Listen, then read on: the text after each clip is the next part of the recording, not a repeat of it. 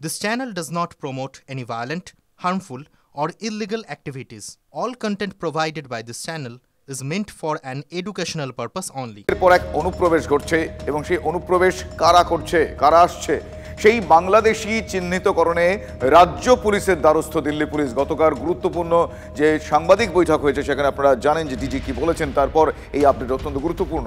বাংলার পুলিশের রিপোর্টেই সন্দেহভাজনদের নাগরিকত্ব নির্ভর করছে। দিল্লি পুলিশের স্পেশাল টিম বাংলায় কোচবিহারের 4 জায়গায় ক্যাম্প হচ্ছে। পরিচয়পত্রের সন্দেহ হলে তথ্য তালাশ দিল্লি পুলিশের। বাংলায় ভিটেমাটি, পরিজন ইত্যাদি আছে কিনা খোঁজ খবর দিল্লি পুলিশের। 28 ডিসেম্বর পর্যন্ত 6000-এরও বেশি সন্দেহভাজনদের তথ্য তালাশ। গত 3 সপ্তাহে 15 বাংলাদেশি চিহ্নিত। নির্বাসনের প্রক্রিয়া শুরু হয়ে গিয়েছে ইতিমধ্যেই।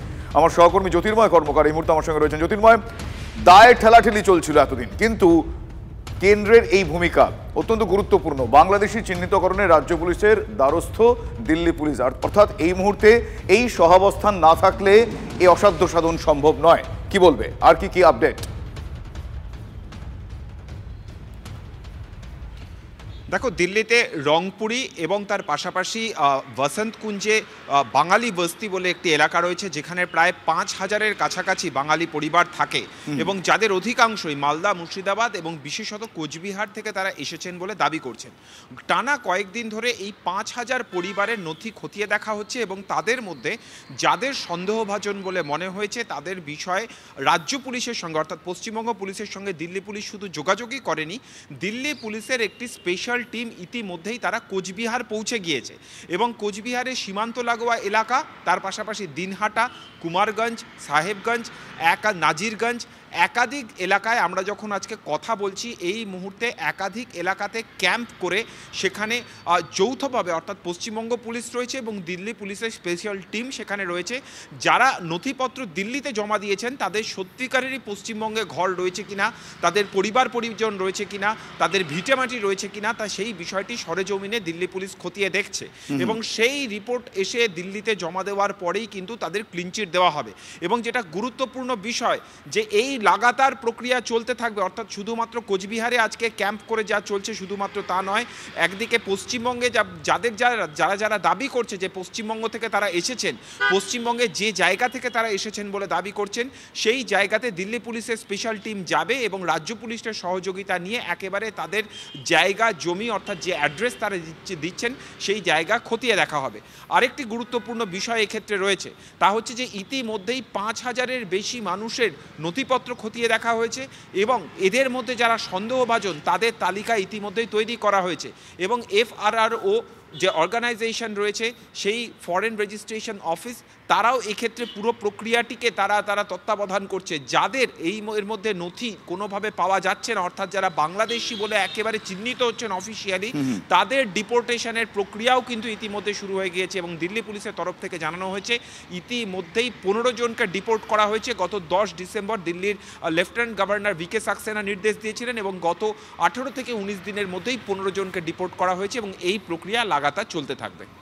ধন্যবাদ জ্যোতির্ময়। কথা বলছিলাম আমার সহকর্মী জ্যোতির্ময় কর্মকারের সঙ্গে। আপনাদের আরও একবার জানিয়ে রাখি যে বাংলাদেশি চিহ্নিতকরণে এবার রাজ্য পুলিশের দ্বারস্থ হলো দিল্লি পুলিশ। বাংলা পুলিশের রিপোর্টে সন্দেহভাজনদের নাগরিকত্ব নির্ভর দিল্লি পুলিশের স্পেশাল টিম বাংলায় কোচবিহারের 4 জায়গায় ইতিমধ্যেই ক্যাম্প বসেছে।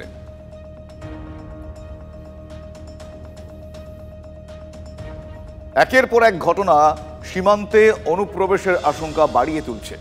একের পর এক পাসপোর্ট জাল চক্রী তারা জালে আসছে। স্টেট ইন্টেলিজেন্স ব্রাঞ্চ থেকে এবার থানায় থানায় নির্দেশিকা পাঠানো হয়েছে।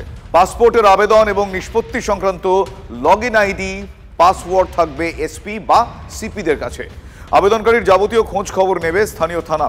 পুলিশ ভেরিফিকেশনে আরও জোর দেওয়া হচ্ছে। স্থানীয় OC-কে সেই এনকোয়ারি রিপোর্ট পাঠাতে হবে পরবর্তী পদক্ষেপের জন্য। পাসপোর্ট আবেদনে চূড়ান্ত সিদ্ধান্ত নিতে নিয়োগ হবে দক্ষ অফিসার। জেলায় পুলিশ সুপার, শহরে পুলিশ কমিশনার এই অফিসারকে নিয়োগ করবেন। ফলে কড়া হাতে বিষয়টা দেখতে হবে, স্ক্রুটিনি করতে হবে, যেটাকে বলে মনিটরিং করতে হবে। Police authorities are not required to verify the identity of the applicant in the PVR. These are the police authorities are not required to verify the address of the applicant. There is no need for the police authorities to meet the applicant and get his or her signature on the PVR, that is police verification report. Document verification is being done at the PSK/POPPSK, and the police authorities are not required to re-verify them unless specifically requested by passport office. So this maybe this was done to make the passport process easier. We have written to them. We are actively pursuing that this needs to change. আর এই বিশেষ বিষয় মানে passport ভেরিফিকেশনে সতর্ক লালবাজার। একের পর এক passport জালিয়াতির সামনে আসায় পুলিশ আরও তৎপর হয়েছে। বেশ কিছু নতুন অ্যাপ্লিকেশনস আনা হয়েছে, বেশ কিছু বদল আনা হবে ভেরিফিকেশনসে এবং ভেরিফিকেশনের প্রসেসে।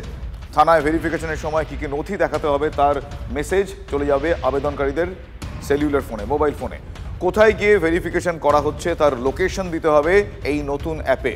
প্রতি থানায় পাসপোর্ট অফিসারকে আরও কড়া হওয়ার নির্দেশ দেওয়া হয়েছে, কোনোভাবেই যেন ঢিলেমি কোনো ক্ষেত্রে না থাকে। অফিসারকে ট্রেনিং দেওয়া হচ্ছে, তথ্যে খামতি থাকলে কোনোভাবেই বরদাস্ত করা হবে না। আবেদনকারী ভাড়া বাড়িতে থাকলে স্থায়ী ঠিকানার থানা থেকে এনওসি জমা দিতে হবে।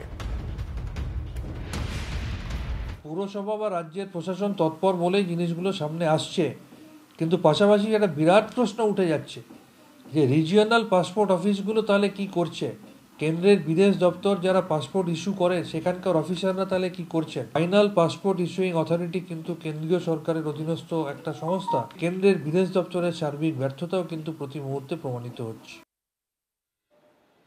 আর এই জাল পাসপোর্ট কাণ্ডে মনোজ গুপ্তা গ্রেফতারের পর আরও বেশি সতর্ক হয়ে গিয়েছে গাইঘাটার চাঁদপাড়া পঞ্চায়েত এলাকা। বাড়ি ভাড়ার ক্ষেত্রে সতর্ক করা হয়েছে গ্রামবাসীদের, মানে যাকে তাকে বাড়ি ভাড়া দিয়ে দেওয়া নয়। নিরাপত্তায় লাগু হয়েছে বেশ কিছু নিয়ম বিধি। ভাড়াটিয়াদের আধার কার্ড, ভোটার কার্ড পঞ্চায়েতে জমা দেওয়ার নির্দেশ দেওয়া হয়েছে। আগামী দিনে মাইকিং করে নাগরিকদের আরও সতর্ক করা হবে, এমনটাই জানিয়েছেন চাঁদপাড়া পঞ্চায়েত প্রধান। বিভিন্ন জায়গা থেকে জঙ্গিরা, তারা মৌলবাদীরা এসে এখানে ক্ষতি করার চেষ্টা করছে আমাদের রাজ্যের বা দেশের। সেই জন্য প্রশাসনকে আরও সক্রিয় হতে হবে। এটা তো আমরা লোকাল থানায় তো একটা আমাদের করতেই হবে, মাস পিটিশন আমাদের দিতে হবে। এই ধরনের আননোন লোকজন ঘোরাফেরা করছে এখানে, আর এলাকার শান্তির উদ্দেশ্য তো এটা আমাদের করতেই হবে। এর জন্য আমরাও তো দায়ী। আমরা পয়সা নিয়ে 10,500 টাকা ভাড়া দিচ্ছি, থাকছি, কোথা থেকে আসে দেখছি না। এই তো চলছে এখন।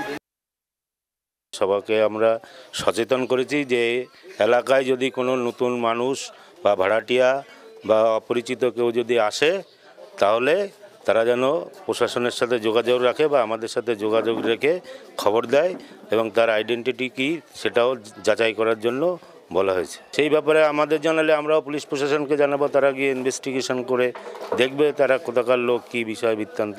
আতঙ্কিত তো বটেই, আতঙ্কিত চাইতে যে অভিযুক্ত মানুষ, সেই মানুষটির যেন, এই ধরনের অভিযুক্ত মানুষ যেন আর আমাদের এখানে জায়গা না পেতে পারে, তার জন্য আমাদের সচেতন থাকতে হবে।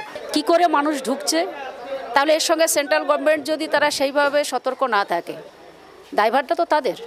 এবং আমরা বিভিন্ন পঞ্চায়েত সব জায়গায় এটা বাস্তবে সত্য যে যারা এসছে তাদের জন্য নতুন করে তাদের সেই আধার কার্ড, ভোটার কার্ড এগুলো যেন না করে। মনোজ গুপ্ত কি এখানে শুধু ভাড়া ছিলেন, নাকি এই বাড়িতে বসেও তিনি অনেক কাজকর্ম সেরেছেন? এই বাড়িতে বসে সীমান্তবর্তী এলাকা, এখান থেকে আরও 7 থেকে 8 কিলোমিটারের মধ্যে সীমান্ত, সেই এলাকার মানুষজনকে আগে কখনো কি এই বাড়িতে আশ্রয় দেওয়া হয়েছে? এসব নানা প্রশ্ন কিন্তু উঠতে শুরু করেছে। যদিও পঞ্চায়েত স্তরে তারা বলছেন যে যত দ্রুত সম্ভব তারা এই সিদ্ধান্ত মাইকিং করবেন এলাকাতে এবং তারা দেখবেন যাতে কেউ যেন বাড়ি ভাড়া দিলে আধার কার্ড বা ভোটার কার্ড ছাড়া, পরিচয়পত্র ছাড়া ভাড়া না দেন। প্রসঙ্গত যে বিষয়টা বারবার উঠে আসছে সেটা হচ্ছে জাল পাসপোর্ট কাণ্ড। এখান থেকে মাত্র 7-8 কিলোমিটার দূরের সীমান্ত, সেখান থেকে লোক নিয়ে এসে হতেই পারে এখানে আশ্রয় দিয়েছেন এবং এখান থেকে তার পাসপোর্ট বার করে তাকে বাইরে কাজের জন্য পাঠিয়েছেন। এইসব নানা বিষয় রয়েছে, সেই সমস্ত বিষয় গোয়েন্দারা খতিয়ে দেখছেন। তবে আপাত দৃষ্টিতে যেটা লক্ষ্য করা যাচ্ছে, চাঁদপাড়ার ঢাকুরিয়ার এই বাড়ি বিশ্বজিৎ দাস পুরোটাই ভেতর থেকে তালা বন্ধ করে রেখেছেন। বাইরে থেকে কাউকে ডাকলে কেউ কোনো রকমভাবে কথা বলছেন না।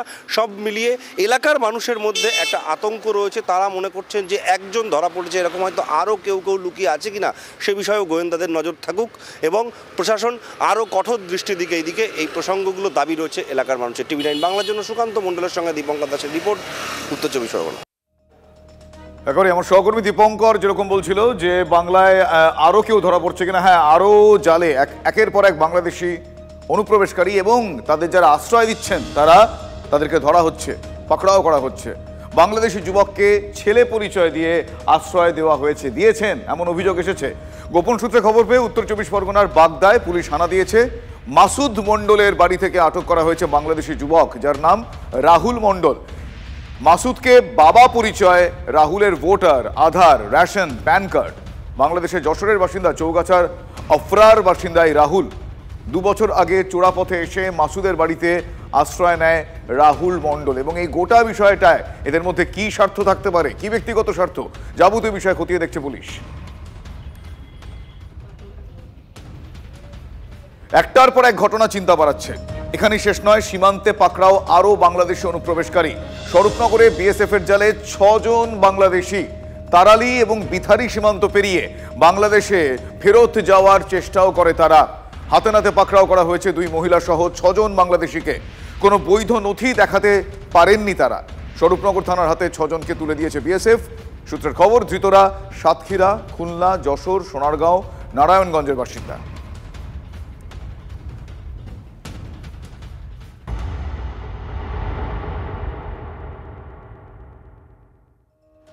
অন্যদিকে আবারও ভারতে ঢোকার ছক আল কায়েদার শীর্ষ নেতা ইকরামুল ওরফে আবু তালহার। স্লিপার সেলগুলো চাঙ্গা করতে তার এই কৌশল, এমনটাই গোয়েন্দারা মনে করছেন। 2018 থেকে 2023 5 বছর ধরে ভারতের 10টি রাজ্যে চষে বেরিয়েছে আল কায়েদা উপমহাদেশের সংগঠনের এই দ্বিতীয় শীর্ষ নেতা। সম্প্রতি অসম পুলিশের হাতে ধরা পড়েছে আনসারুল্লাহ বাংলা টিমের 12 জন সদস্য। সূত্রের খবর, তাদের জেরা করে উঠে এসেছে আবু তালহার নাম। দীর্ঘদিন ধরে সে ভারতে ঢোকার চেষ্টা, ব্যবস্থা ইত্যাদি করে দিচ্ছিল আনসার আল ইসলামের বিভিন্ন সংগঠনকে। তারাই দায়িত্ব নিচ্ছিল একের পর এক স্লিপার সেল গড়ে তোলার। ভোপাল এবং গুজরাতের পর বাংলাদেশের আনসার কর্মীদের ধরা পড়ার পরেই প্রকাশ্যে আসে মূল মাথা এই তালহারের নাম। কিন্তু ততদিনে ভারতীয় গোয়েন্দাদের চোখে ধুলো দিয়ে স্ত্রী ফারিয়া আফরিনকে নিয়ে বাংলাদেশে পালিয়ে যায় ইকরামুল। ভারতীয় গোয়েন্দাদের ইনপুট পেয়ে হাসিনা সরকার 2023 সালে গ্রেফতার করে সস্ত্রীক ইকরামুলকে।